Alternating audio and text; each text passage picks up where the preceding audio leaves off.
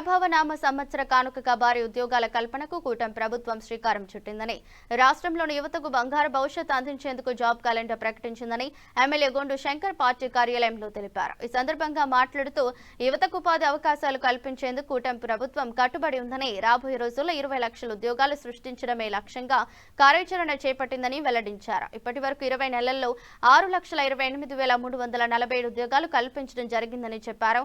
Job క్యాలెండర్లలో ప్రధానంగా విద్యా police శాఖలకు పెద్దపీట వేసినట్టు తెలిపారు. కూటమి ప్రభుత్వం అధికారంలోకి వచ్చిన వెంటనే మెగా డిఎస్సీ ప్రకటించి భారీగా టీచర్ పోస్టులను భర్తీ చేసి ఇప్పుడు మరోసారి డిఎస్సీ జూనియర్ లెక్చరర్ పోస్టుల కోసం 3,000 ఖాళీలను కేటాయించిందని వెల్లడించారు. రాష్ట్రం అనేక విధాలుగా నష్టపోయిన పరిస్థితుల్లో కూడా ముఖ్యమంత్రి చంద్రబాబు నాయుడు, విద్యాశాఖ మంత్రి నారా లోకేష్ నిరుద్యోగుల కళ్లలో చిరునవ్వు తీసుకురావటమే లక్ష్యంగా కూటమి ప్రభుత్వం పనిచేస్తుందని కొనియాడారు.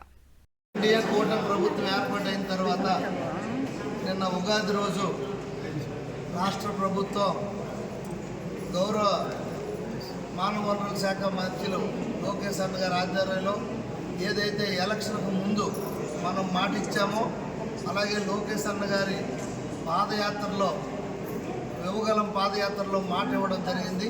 ప్రతి ఏటా జాబ్ క్యాలెండర్ ఇస్తామన్నాం.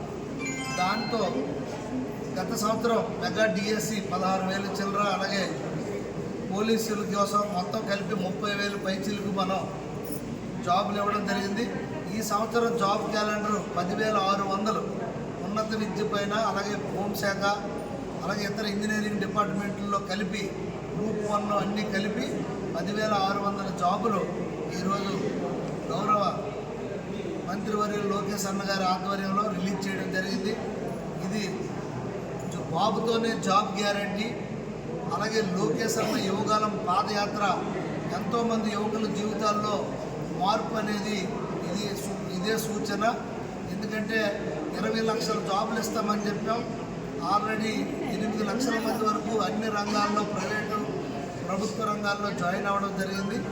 ఇప్పుడు రానున్న రోజుల్లో మరో 26 లక్షల వరకు వచ్చే అవకాశాలు ఉన్నాయి. ఈ 5 ఏళ్లలో ఆల్రెడీ 16 లక్షలకి సంబంధించిన కంపెనీలన్నీ కూడా మనకి గ్రౌండింగ్ అవుతున్నాయి. రేపు ఆర్సిలార్మెట్టల్ కూడా 23వ తారీఖున గ్రౌండ్ అవుతుంది. కాగ్నిజెంట్ ఇవన్నీ ఆల్రెడీ వర్క్ స్టార్ట్ అయ్యాయి. పెద్ద ఎత్తున రాష్ట్ర వ్యాప్తంగా